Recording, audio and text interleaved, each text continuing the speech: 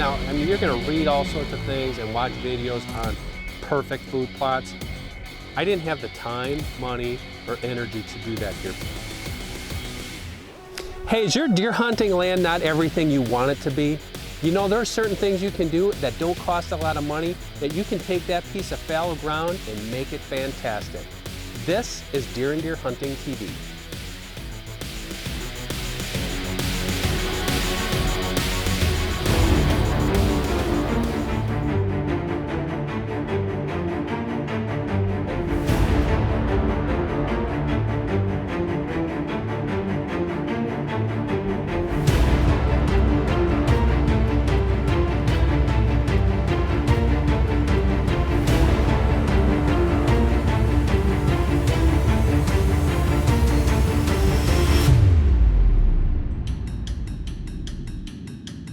This is where it all begins.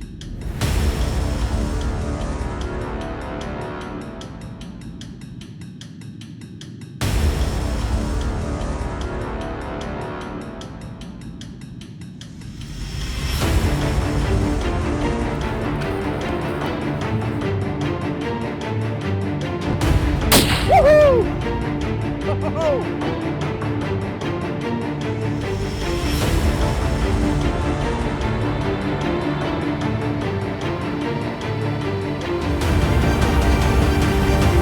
My best hunting day ever. This is Deer and Deer Hunting TV.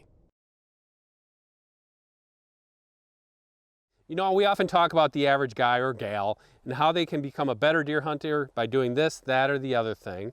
And it's the same thing with land management. You know, you don't have to own hundreds of acres of land, and you don't have to have all this expensive equipment. Maybe have a couple friends that you can call in some favors, and you can take a piece of nondescript land and turn it into a real deer hunting paradise with just a few easy steps.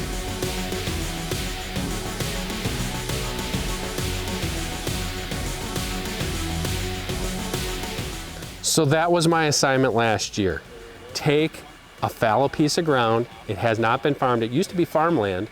It hasn't been farmed in 20 years or more. We hadn't seen a deer on it in a long time, several deer seasons. See if we could take that piece of fallow ground, a few simple steps, put in a couple small food plots, and see if that could help our deer hunting experience. Oh my gosh, did it ever.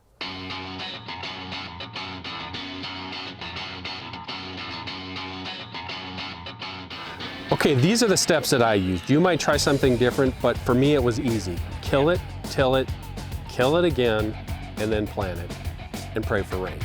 So on this piece of property in particular, it's been fallow for so long. So killing it I was not gonna go in there and spray it immediately because there was so many years worth of dead weeds. The sod was really thick. I had to get beyond that before we could really start dealing with the immediate weeds. So what we did was we went in there, we just turned that soil. My buddy came in with his tractor and he just turned that soil to get it exposed a little bit. So from there, once that land was exposed, we went in and we sprayed it once. This was a small food plot, not even 1/8 of an acre. And we went in and we sprayed the tops where that soil had been turned up. That's gonna kill at least those immediate weeds that were growing up right there. Then I knew we could come in for the next phase. Coming up next, Dan explains his innovative process for finishing his first DIY food plot ever. Later, his efforts are put to the test as he prepares for his first bow hunt of the season. You're watching Deer and Deer Hunting TV.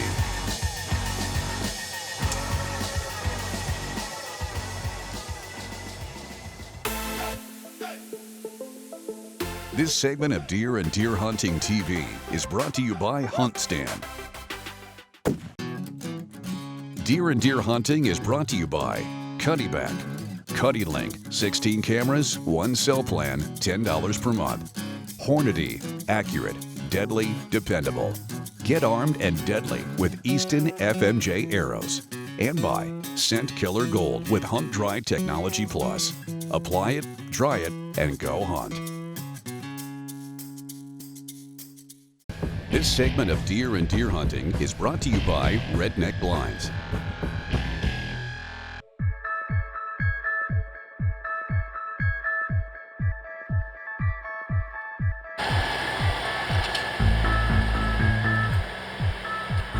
So steps 1 and 2, turned the soil, got that sod exposed. Step 2, we killed the weeds with the first round of glyphosate. The next round we went in and he came back and we tilled it again and we got a really nice seed bed for what we had. Now, I mean, you're gonna read all sorts of things and watch videos on perfect food plots. I didn't have the time, money, or energy to do that here. Basically, I just wanted to get something in the ground. We had some Antler King seed there that we wanted to get in the ground, what we knew was gonna grow as long as we got good soil contact. I didn't have access to a lot of fancy equipment to plant. I already called in 2 favors to get this field to where it was at right now. So what I did is I went in and hand seeded it, and then for the lack of having anything else, I just took my pickup truck and just drove over that plot a few times just to get that seed into the ground. It worked. You know, those plants came up very easily. Now, when you look at it, when you're doing a food plot like this, it's not gonna look like that food plot that you see on TV. You know, it's not gonna look all just super lush and green. But for me, I looked at it, not too bad for a first try. I had the stuff growing in there. Deer and turkeys are already showing up and using it within days. That's the interesting thing about deer behavior. If you turn soil where soil has not been turned in a long time, those deer are curious just like cats. They came in and they were investigating that. I had cutty back photos of those deer within a day or 2 of the first turning of the soil. Well, can you imagine once we got that plot planted and the stuff started growing, it was a magnet. I was seeing deer like never before. And let me tell you, this land was a dead sea for wildlife before we did that.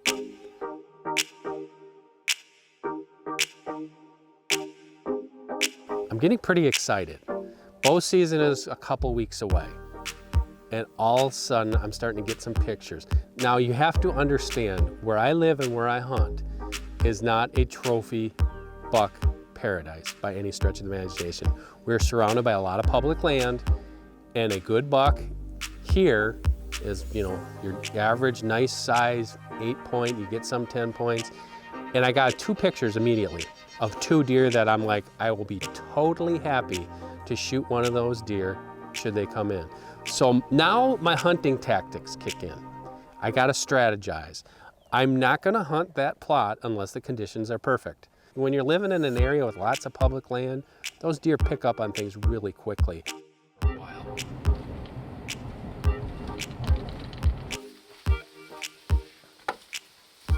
So it took about a week before the conditions were perfect. The wind was right, there really wasn't much wind. It was overcast. It was a good day for deer to be moving, and it was gonna be a good afternoon.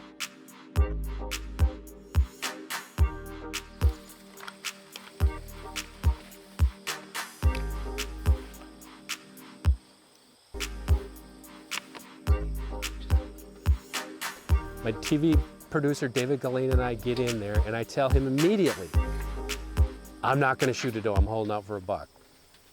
I could not hold out.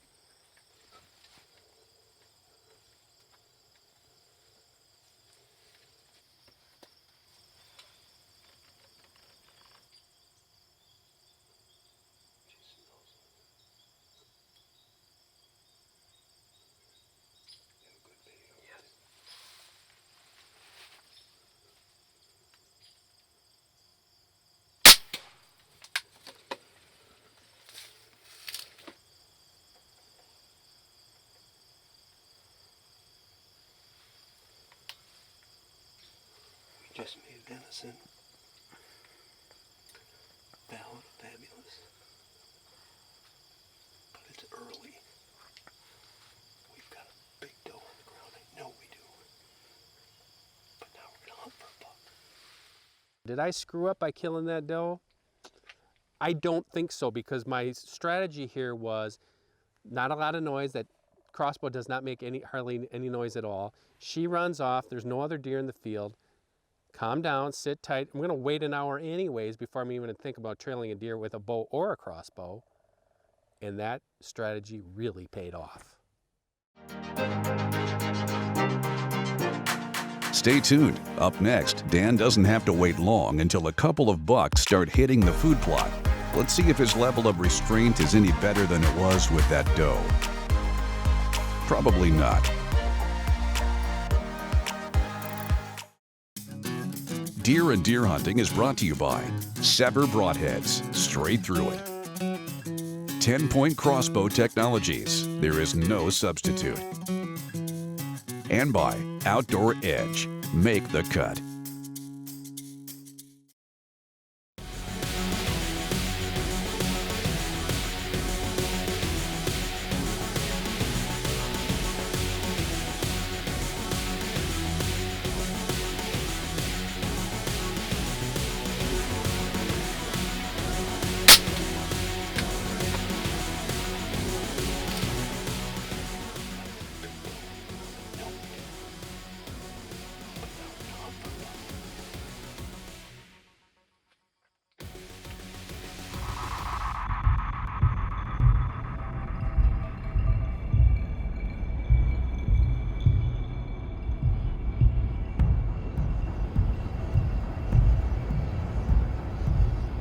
I was so paranoid. I've got these 2 bucks, the 8-point that I really wanted. It's just a beautiful deer. He's feeding in the food plot. I don't know what's gonna happen here. I'm really concerned that he's gonna pick me off. And I didn't say it to David, but I basically said, sorry man, I've got a shot and I hope you're on.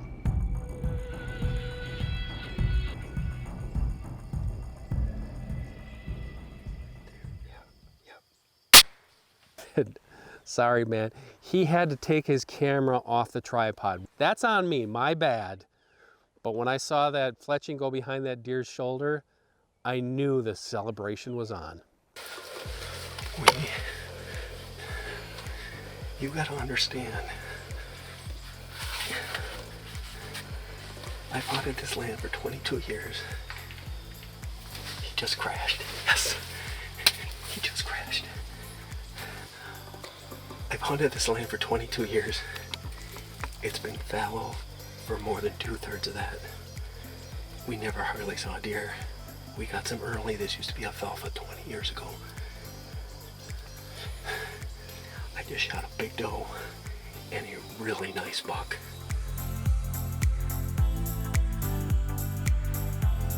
I'm gonna go find that doe first. She got in there a little way. She went about 150 yards. It was a nice long shot, but we found her. Awesome blood trail. That sever basically went right through her wide entry and exit holes. Just a beautiful blood trail. We recover the doe, get her back to the edge of the field. Now it's time to look at arrow number 2. And that's what you call fabulous. That's Antler King honey hole. I will say it a million times because this stuff was super easy to grow. I have never planted a food plot by myself. First time right here. Lashed on the rocks here. It's right here. It's right here. It's right here. Right there. Right. That's my buck, boys. That is my buck. A sever moment. What a nice buck. Hang on.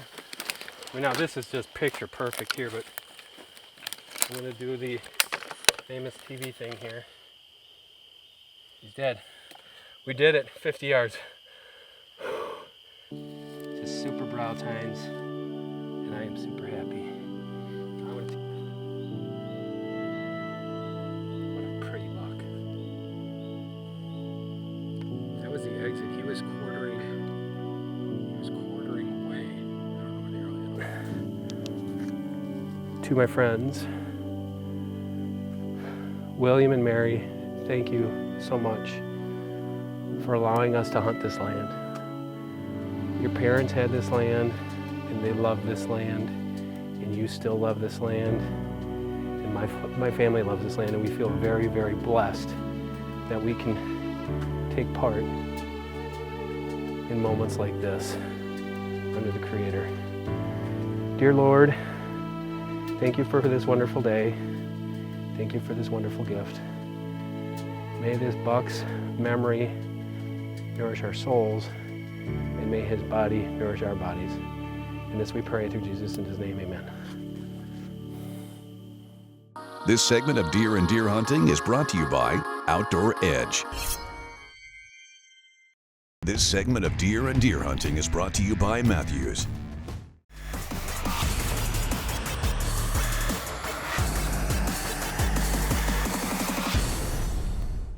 You know, you can build your own arrows and it's not that hard. It's a lot easier than you think. 4 simple steps. All right, so as any good carpenter will tell you, you measure twice and cut once. That's what we're gonna do with our arrows here. So I've got 2 of my different arrows, and the reason why I do this is if I just take out of one batch, maybe that batch wasn't the way I wanted it. So I'm gonna, just to be sure, I'm gonna try to measure 2 different arrows. First thing I'm gonna do is take out my field points. So the last thing I wanna do is get that measurement wrong. That's gonna add, you know, an inch to the measurement. We don't want that. We take out our field points. These 2 arrows, this is a T64, this is a 5mm FMJ. Yeah, those are right on the money. Same length, so I know I'm good to go there. Take one of those arrows, and this saw is one of the best things I've ever invested in. It has a guide on here that allows me to lock it in, and I can measure the arrow from the nock point to the blade, and we line that up with our blade. We're all good to go. That's all set. We know what our length is, and now let's get to cutting our brand new arrows.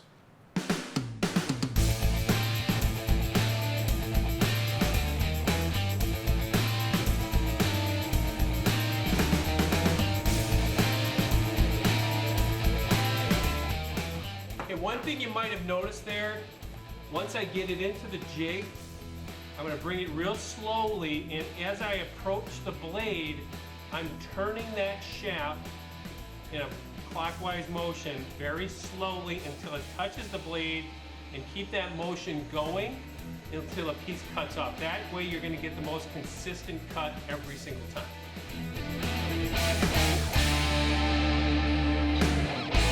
Now that we have our arrows cut, we need to prep those ends that were cut. So we can put the inserts in and they're going to glue in properly, and we're going to remove any burrs on the outside of the shafts that were cut. So let's get to that end of the process.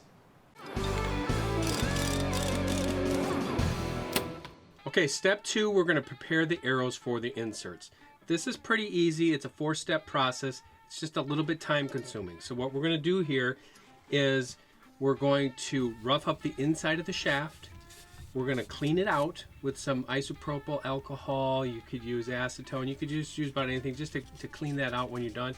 And then we're also going to buff the end of the arrow where it was cut off to make sure that's smooth, so the insert will fit in there really nicely. With all the arrows that you get, the FMJs, you get an epoxy. This is called the HIT epoxy.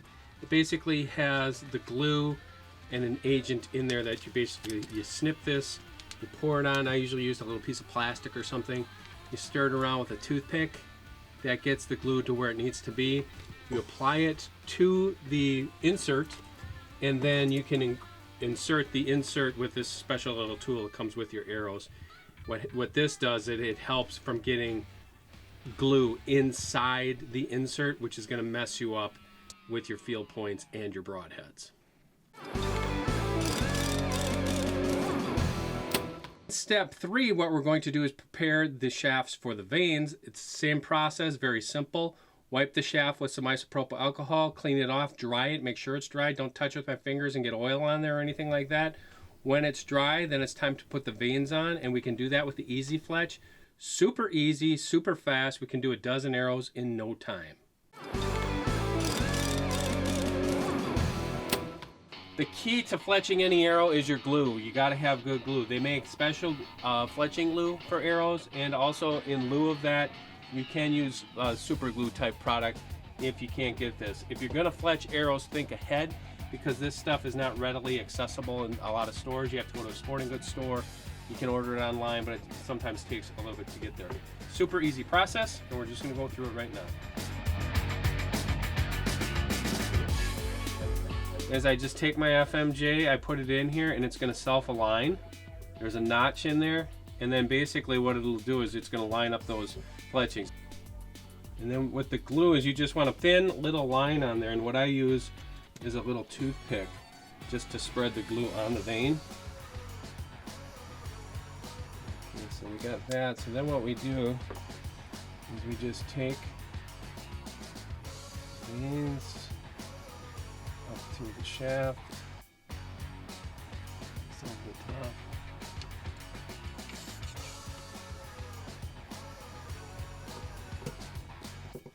Secure it down, and then what we're going to do is we're going to release that spring so it tightens. It depends upon what glue you use as far as how fast that's going to set.